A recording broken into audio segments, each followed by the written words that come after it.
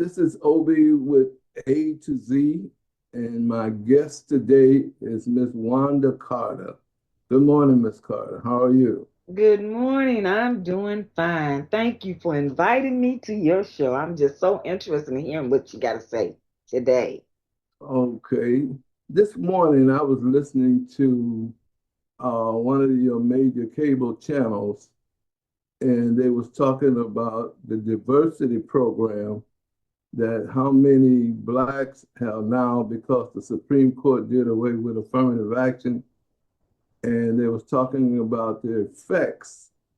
And the black professor that is at Harvard was talking about how the percentages of the black children or the black, yeah, I guess I can say black young people are Hmm. now attending Harvard has went down. And the numbers to me surprised me. And I might not totally have it accurate, but it was quoted that there was 26%, 26 black people in Harvard and 65 Hispanics. They didn't mention how many other ethnicities there was there. But in the meantime, now they're saying that there's only 16 black youth at Harvard, and it went down to something like 35 or 40 Hispanics. Now, when I keep making a comment about changing the message, he indicated that the young people, the young black people were feeling intimidated because of the fact that the pressure was on them to represent their culture. Mm. They felt like they should not have that kind of pressure. And my comment in my lane, what I think is that you're not there because you're so smart. You're there because the way for you to be at that institution is because your older generation helped pave the way to get so-called uh, representation or being able to have a place at any university that they attend, but they was always treating us as tokens. I Hmm. mentioned changing the message now because I want my offsprings, whatever institution or whatever place they find themselves in, is that they're not there as tokens, they're there to teach and learn, and that they should not feel intimidated that they were there to represent their culture because theoretically that's why they are there. So they theoretically should look around and see if it's only 16% of them, 16 people there in the university. They should look around and find out based on our population, where's the rest of us? So in order to feel that way, they got to feel like we got to teach them. I shouldn't say they got to feel that way. We got to teach them that they're there to represent their culture and they're there to teach who they are and learn from the others that are there who they are and who we are. So if we go there with the mindset that we're in this room to teach and learn, and not because you want to indicate that we are getting special treatment, then that's something that I think you and I need to start dismissing among our youth and the people that represent that attend these different universities and wherever they are, because they need to start feeling proud of being number one black and number two they are there to represent their people. So that should not be a burden.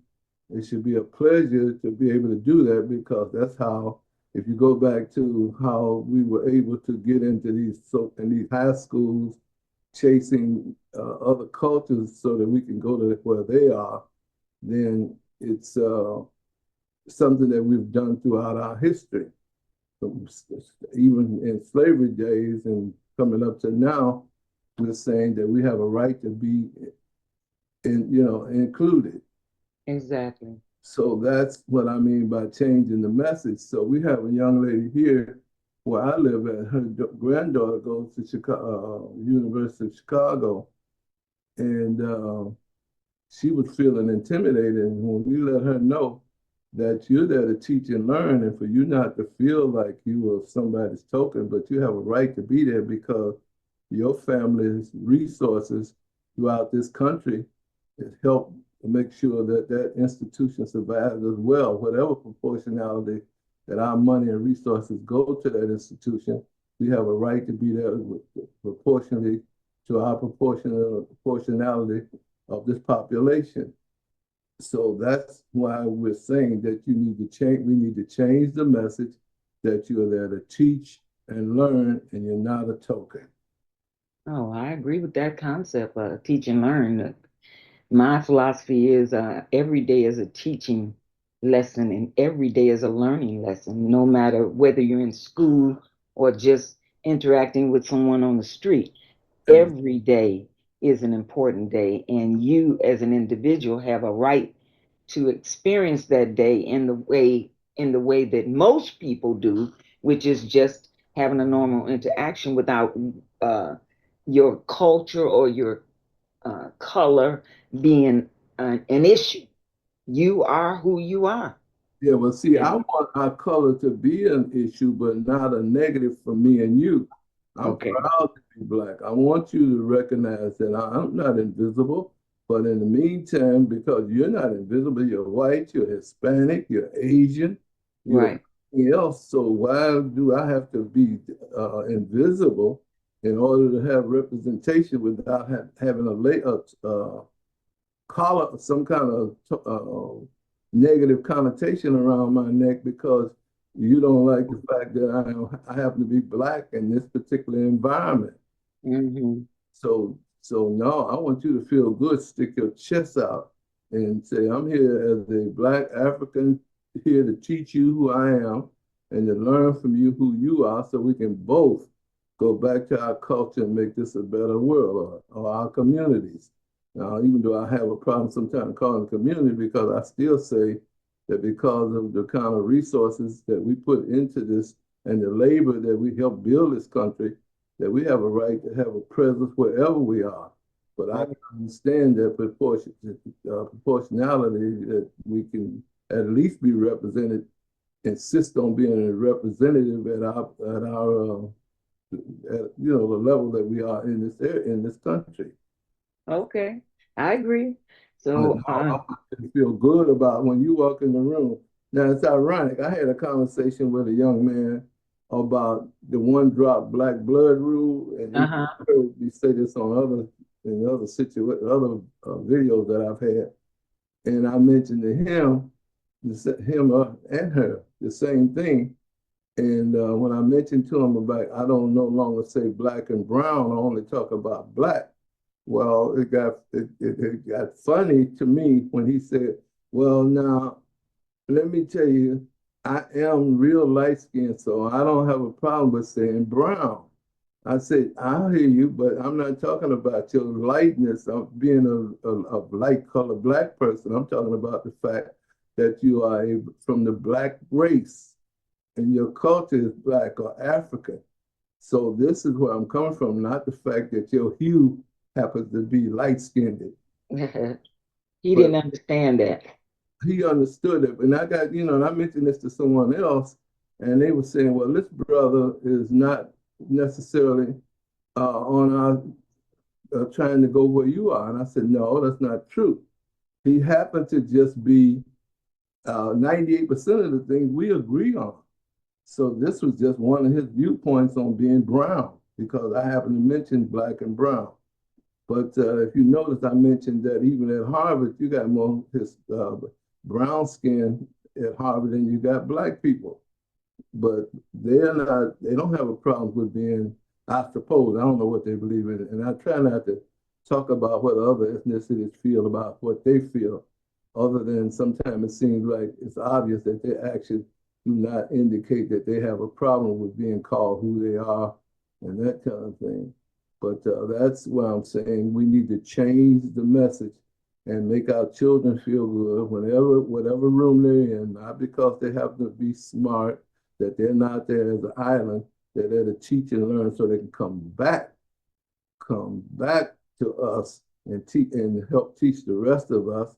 But they went there to learn so they can come back and make it a better community for us. So whatever it is, I don't even have a problem with some kind of plagiarism because we all learn from everybody. So if you're there to teach and learn, then you're giving some things about what you as an African or Black is like, your culture is like, and you also learn from other ethnicities on what they're like, so we know how to interact with each other, so that we don't. So my main purpose is so I can get off the economic bottom. I want me and you to start feeling good who we are. I love it. I agree with that. So now moving on to your next topic, what what message would you like to give to people about what you are trying to stress? When Help me understand what you're trying to express. on this when I said something about fixing our relationship, I'm referring to it's now time to me for other ethnicities that look like not, I shouldn't say ethnicity. Well, let's, as an example, the Nigerians, the Africans from that continent, the Haitians, the Dominicans, and anybody that, and the Cubans that are Black like me, all of us should be looking for each other to help cultivate and perpetuate our culture. I listened to, I was standing in line at one of these city programs where they was trying to give us information on some contracts. And here was a Black Cuban, and he was speaking Spanish. And I told him, because he was indicating that he was Cuban, I told him, no, you're not Cuban. From my perspective, you're an African that happens to speak Spanish or from Cuba, but you're not Cuban. But in the meantime, throughout the whole diaspora, if we're not in our own country of Africa, then you are getting misused and treated the same way we are here because we don't recognize that we need to be proud of who we are and start collectively identifying with our culture throughout the diaspora. So just because you speak Spanish don't make you Hispanic. Just because you speak German don't make you German. It makes you an African that happens to speak Spanish or happen to speak German or etc. So in terms of fixing our relationship, those of us in Africa and those that are kings, so-called kings and queens in Africa, what are the kinds of things that our resources allow us to create and cultivate? It was interesting. I was listening to a program where they said that the Africans raise chickens, but they send the chickens to Purdue and then have to buy the chickens back from Purdue. When do we learn that makes no sense? Let's make our chickens and actually send our chickens to other people and trade, have them trade with us, and not just send our products and services to somebody else. They don't respect our money and the money throughout the diaspora. So how do we change that? And the way we change it, we start looking for each other to help do business with each other and trade with each other so that we can now get off the economic bottom and be in a position to help trade and barter with other cultures. I did a research on how much percentages of of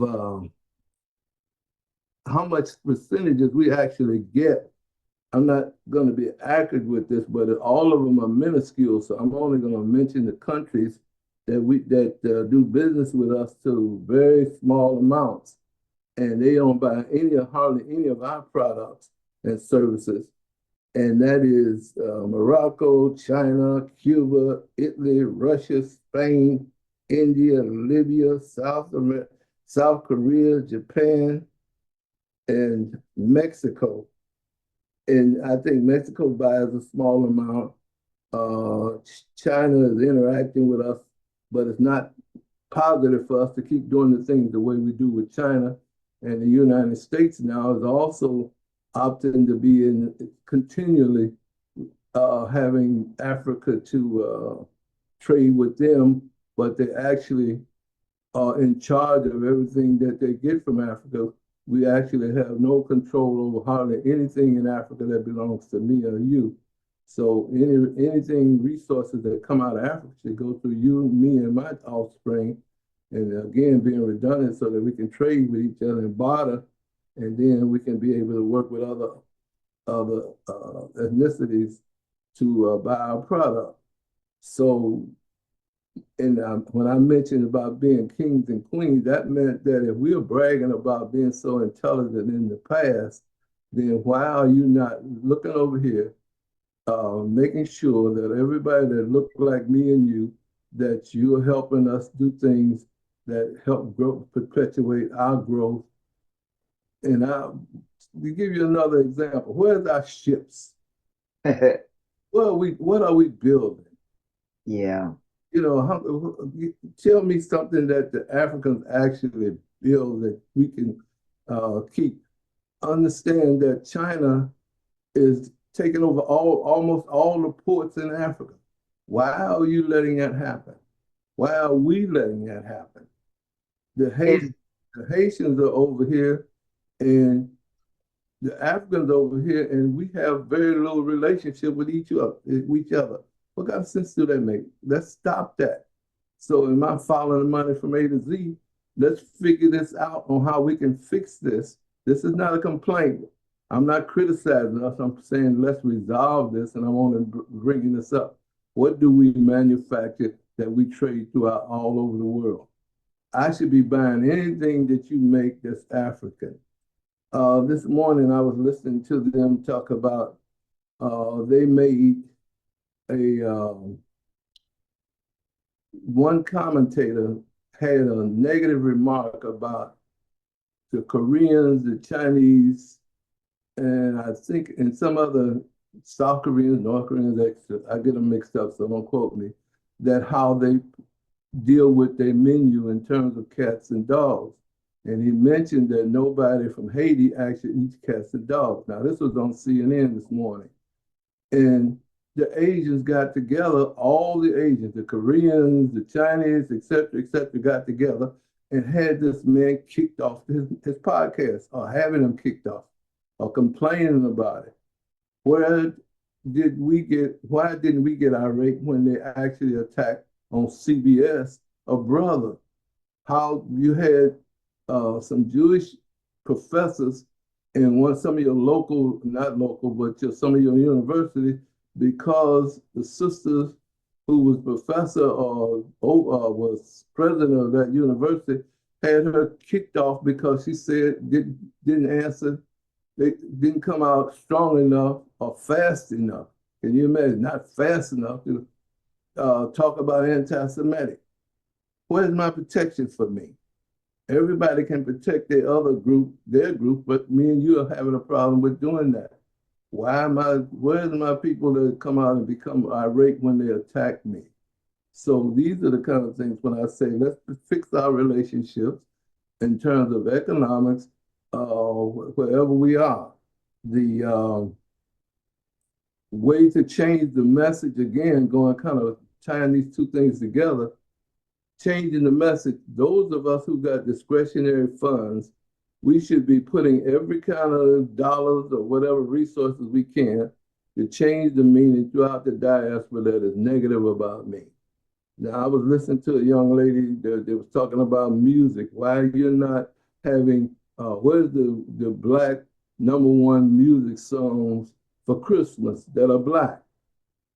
You and I should be doing that. The Africans from Africa should be making sure they listen to black music. We should be listening to African music for what if you're going to celebrate whatever you're going to celebrate.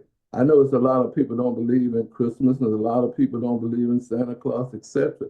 But in the meantime, since it's a marketing economic component, then we ought to be in that arena perpetuating us. So so that's one of my how I feel about that. That's my lane. Maybe see. All right, then. Well, okay now. So I got that clear. What about that's how we gonna fix our utilization basically of whatever we are making we should be making. Right, exactly. You know what? Should be making our own growing our own vegetables and fruits and raising our own chickens and taking them to the market ourselves. We ought to Right, be raising having food our justice. stores. right, and trading with each other. Yes, we I ought to do that. understand there's a minister over here who's got a major grocery store. He hired black people, but at Okay. the same time, he's getting, I understand, don't quote me because I could be wrong about this, but this is the bottom line.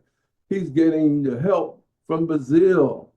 Wow. Brazil, I understand, has some black ties, etc. But where is the continent of Africa that we're making sure that we do this for each other? Yep. That's how we get off the economic bottom is we got to start working with each other wherever we go. I You're got right. friends that are bragging about going over to Africa, they getting the land. But none of them come back and tell me some of them are doing a little business, but we're not talking about how to tie up the entire market for us throughout Right. the diaspora. And those should be the kind of conversations that we have with each other.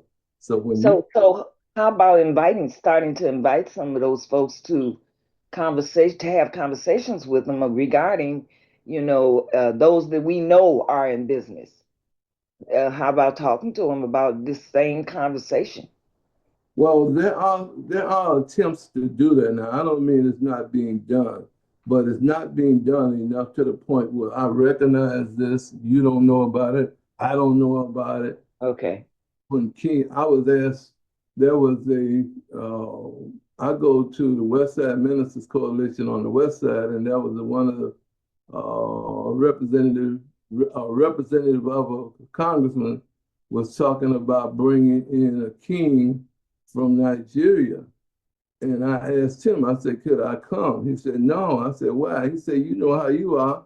So I mentioned, what do you mean by that? Because you're going to be asking all kind of questions and what? The kind of questions I'm going to be asking, how do we fix our relationship to where you and I start doing, making sure that your resources go through me? Because when I was selling supplies, medical supplies, and I wanted to get products out of China, I had to go through a Chinese. So why in the heck do we keep going through other ethnicities to get products from where I'm from? Now, I happen to did a DNA on me, so I'm 48% Nigerian. So according to the DNA, and so now years ago, I told a Nigerian who's kind of a, I say well off, but I don't mean that in the sense that you'll hear me criticize what I mean by well off. So it's kind of an oxymoron, but I'll use that phrase anyway. And I told him I don't trust Nigerians. And so I've evolved from that. Instead of me running around talking about who I don't trust that look like me, I need to evolve and let's fix this kind of situation. Let's work together so that all of us can get off the economic bottom. Even if you happen to have $5 more than I do, don't mean that you don't arrive either. So, but by the same token, you and I should be trying to make sure that what they say about a rising tide lifts all boats. Oh yeah, absolutely.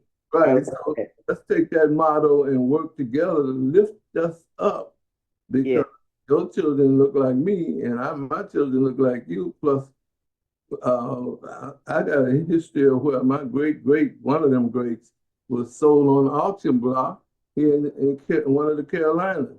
So that meant I helped build this country, and I'm from one of those continents. I mean, one of those countries over there. And so we ought to be looking for each other so that we can help fix this situation where we're not working together. So, so throughout the diaspora, we should be looking for each other because even in your Arab countries, the black Africans get treated like dirt. And how come we're not irate about that? Well, how come, why are we not? And when I ask these questions, it's a matter of asking them so that we can fix it, not complaining. But we need to make sure that the Africans over in the Arab countries are not misused. I understand. I saw somewhere on YouTube where in the Dominican, they are putting them in cages and sending them back to Haiti. Why are we not complaining about the way they're being treated? We're sending money over to Africa, I mean Ukraine and Israel, and where's my money? So Right. how much money is actually going on? How many black people? This is a question that I also. How many black people are killed in Ukraine? How many black people are killed in Palestine? Where's my politician giving me information and fighting for us not being killed or Mm. not having issues? And my money is going over to help everybody else that don't look like me. And we have actually have black children in these what they call them theaters that are actually part of the armed forces, and they're going over there. They're part of the thing that's trying to help so-called liberate everybody else. Well, give me some information on where my children are and how we fix that in the kind of money that's being spent. How do we benefit from that here and abroad? So, but that's a discussion that we need to have. Our representatives know how much money actually went over to the different places that's having wars. They call those wars, but when the other people do something, they call them terrorists. But in the meantime, where is the money going and how much of it is not coming back to me for my community? We got kids running around here in our neighborhood, so-called, they call them gangbangers, but they don't have no resources. We put them, lock them up in jail, and they come out. We haven't taught them anything, and we don't have no resources to help make sure that we can, give them, create jobs for them. Years ago, I came out with a card that says, Black people, if you're not making at least, now this is small money, but if you're not making at least $5 million a year and you're hiring at least 30 and you're hiring at least 30 of your own people, you ain't got no money. And so I had that card, I passed that card out for years, but I got in a lot of conversations with people where they said, oh, I got one minister, I'm not gonna call his name, but one minister said, oh, I got 100 employees and I do about $50 million. And I told him, you ain't got no money. Quit. And the reason I say that, I got friends that tell me they're millionaires. I'm not one, but they tell me they're millionaires and they can go anywhere they want. They can buy 3 or 4 more cars than we can. But in the meantime, they can't come out their house. They got to make sure they schedule their own children. We got to start figuring out how to fix us. You know, I had a conversation with a very close person to me this morning, and she was telling me about the youth, how they feel like the old people are too old and they need to get out the way. And my question to them, so how you gonna act when you when you get old? So let's stop complaining about that and figure out how to fix stuff because Yes, so right now we're still on the economic bottom and our resources exactly. are going to everybody else. But it Just, really did surprise me this morning when I was saying that the guy, the professor, and it ain't just him. It's you mentioned something to me this morning about you were going to verify or check what other institutions thought about my message of following we're there to teach and learn. And I yeah, knew that very few people was talking about it from my perspective. And the reason that I came up with it was because there was, and I mentioned this on prior video, that a cousin in Arkansas went to Harvard and got that message. But you and I need to make sure that we are really strong. If you got that one drop of black blood in you, you are one of the most powerful people in the world. And let's figure out how to get that message out. If you, I've said this earlier, if you got a discretionary funds, show me a Superman, a super something, whatever that's positive throughout the diaspora that make me look bad, the baddest persons, the most cultural, the most intelligent, the most educated. Let's start showing that throughout the diaspora with your with your funds. So we're changing the message and the meaning on anything that's negative, that's meant negative for me. Take that same message and make it a positive. So we will now start changing our meaning, how we feel about each other and how we feel about ourselves. As you notice, in conclusion, I want to always remind us, and from my viewpoints, when I mention the circle, I'm referring to every lane that's part of the circle those lanes should select a representative or a spokesman so that they can come and be part of the circle, and we act as delegations to get our platform together for the Black African diaspora. So if you're an attorney, then you might have in your lane, you might have thousands of people that are attorneys that select you to be their spokesperson so you can be part of this circle of 360 different leaders. And as I constantly mention, I am also a leader because I got three people that follow me. But there are some of us that in different lanes that have more thousands, some have small amounts, some have even more. But we're all concerned about the community and the African diaspora, the blacks throughout the world. So as long as that's our motive, then whatever your lane is, then let's come to the table and create a platform for the 5 to 100-year program for us. That's what I mean by the circle, and that's what I mean by each one of us in a lane. No more should we be just talking about one leader unless they're selected by us. Thank you for listening. You have a blessed day and happy Kwanzaa. And I'll see you next year, God willing. Thank you for listening.